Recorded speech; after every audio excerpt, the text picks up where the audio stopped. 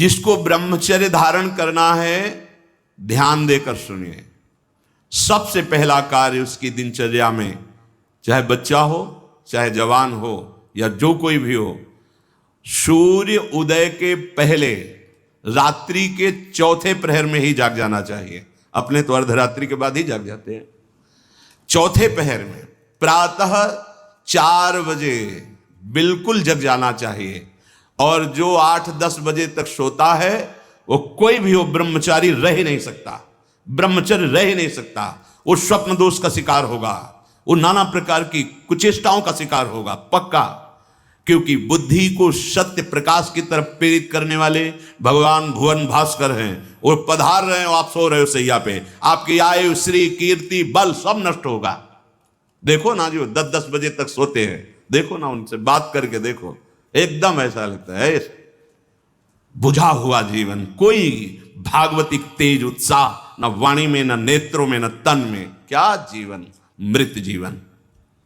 सबसे पहला नियम लीजिए, जहां भी आपको ये शब्द सुनाई दे, आपका जीवन ब्रह्मचर्य ही अमृत है और आपका जीवन ब्रह्मचर्यहीन ही मृत्यु है। ब्रह्मचर्य रहने के लिए आपको अपनी दिनचर्या सुधारनी होगी।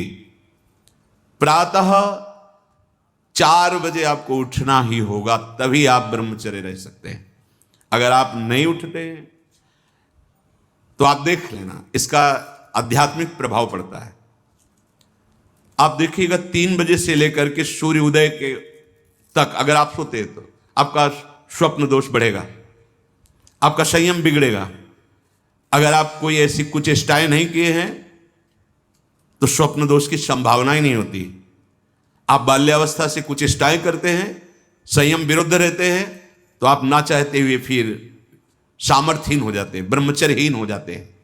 बहुत ध्यान दें, ये अध्यात्म में जैसे पूरा मकान बनने के लिए नींव मजबूत होना जरूरी है, चाहे जय खंड का बना लो आप, अगर नींव मजबूत है, नींव मजबूत नहीं तो फिर मकान ढह जाएगा। ऐसे ही ब्रह्मचर्य हर मार्ग की नींव है। चाहे जिस मार्ग में चलना चाहो, चाहे जिस संप्रदाय में चलना चाहो, चाहे लौकिक मार्ग हो या पारलौकिक, आपका ब्रह्मचर्य नींव है जीवन की। इसको मनोरंजन मत समझो, कैसी तुम्हारी दुर्बुद्धि, अपने हाथ से तुम अपना नाश करते हो, कैसी कैसी दुर्बुद्धि जागृत हो गई, सावधान। पूज्यपाद बाबा कह रहे हैं, जब प्रातः काल उठो, कोई भी हो, अगर थोड़ी भी आस्तिकता है तभी तो ब्रह्मचर्य की भावना आप धारण करोगे। तो उठकर पहला कार्य प्रभु का स्मरण। अपने तो प्रभु के स्मरण की सरसता प्राप्त करने के लिए पहले तो गुरुदेव और भक्तों का स्मरण, फिर प्रभु को। मोरे मन प्रभु विश्वासा, राम ते अधिक राम कर दासा। भक्त सुमिरन से भगवान बहुत जल्दी प्रसन्न हो जाते हैं। हरि को निज यस्ते अधिक भक्तन यस पर प्यार।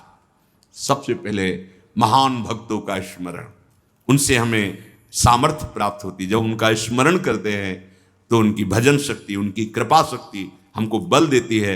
हमारी दिनचर्या परम पवित्र और शास्त्र सम्मत होती है। फिर बिना, जैसे आजकल वो चल पड़ा है चाय काफी, बाबा मना करते हैं। ये दिनचर्या ब्रह्मचारी की नहीं होती कि आप सुबह उठे चाय पिए फिर सो, नहीं। हाँ, जल के लिए आयुर्वेद में सिद्धांत है, बिना कुल्ला वो मंजन किए आप जल पिए तो जो मुख में, वो आपके उदर को साफ करेगा जाके, आपके उदर को रोग रहित करेगा जाके। अधिक से अधिक पानी, अधिक से अधिक।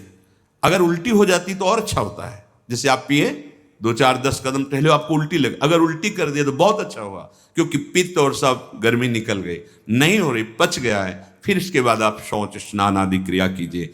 फिर पवित्र जब शरीर हुआ तो जैसे भजन आवश्यक है वैसे व्यायाम आवश्यक है, वैसे प्राणायाम आवश्यक है, वैसे आपको 2 किलोमीटर दौड़िए। कुछ शारीरिक ऐसा व्यायाम, कुछ ऐसे भी व्यायाम करते हैं। ये कोई व्यायाम पैर से करना, बहुत से, ये कोई व्यायाम का मतलब पसीना निकले शरीर से, आपके शरीर को 1-2 किलोमीटर दौड़िए। अच्छा, बाहर दौड़ने का नहीं तो जगह जगह ऐसी सुविधाएं आजकल हो गई, वो ट्रेडमिल, हाँ उसमें, और ऐसे कुछ साधन है जिनसे करिए, ये भजन है। अगर शरीर स्वस्थ है, पुष्ट है, तो आप भगवत सेवा, देश सेवा सब कर सकते हैं। व्यायाम और जैसे भजन आवश्यक, अगर तुम्हें व्यायाम ही करना है, तुम जवान हो और 3-4 खंड की सीढ़ी, तो नीचे आओ, नीचे से ऊपर 11 बार उतरो, दौड़ो, अभी व्यायाम हो जाएगा। नीचे सीढ़ी से शुरू करो और ऊपर तक जाओ, फिर नीचे आओ, फिर ऊपर 11 बार करो, देखो पसीना आ जाएगा, दौड़ो। ब्रह्मचारी बनना है तो ब्रह्मचर्य पचाने के लिए भी तो चाहिए ना। अब आधा घंटा पद्मासन, 30 मिनट कोई बहुत नहीं होता, बैठ करके आप प्राणायाम, अनुलोम विलोम, जो आजकल शिक्षाएं भी दी जाती है इसकी, आप उसको कीजिए, आसन पे बैठिए, आपका शरीर स्वस्थ रहेगा। फिर अगर आप विद्यार्थी हैं तो जैसे हम शास्त्र स्वाध्याय करते हैं उसी भावना से आप आप देखो, अगर स्मृति आपकी प्रवीण ना हो तो बताना, और आहार आपका सात्विक हो। छोटे छोटे बच्चे, चाय काफी, ये अवस्था है बच्चों की, चाय काफी के अब 50-60 की अवस्था हो गई, शरीर बहुत, वो ठीक है। ऑफिस में बहुत काम पड़ रहा है, वो थोड़ा ठीक है। अब नए नए बच्चे हैं और चाय काफी और ये व्यसन, भला ब्रह्मचर्य रह पाओगे? वैसे रह जाता है। परम पवित्र विचार वाला, परम पवित्र आहार वाला, परम पवित्र जब आपकी चेष्टाएं, तब इस महान शक्ति को धारण किया जाता है। ऐसे थोड़ी होता है। बड़े बड़े महापुरुषों से मिल मिलकर, रो रो कर प्रार्थना करके आप बताइए, उपाय बताइए जिससे हम अपने साधन संयम को नियमित संयम में रख सके, ऐसे भाव से चल सके। आपको तो बिना किसी प्रयास के सुनने को मिल रहा है महापुरुषों की बातें, बिल्कुल समझ, आप रह के देखिएगा, एक नवीन उत्साह।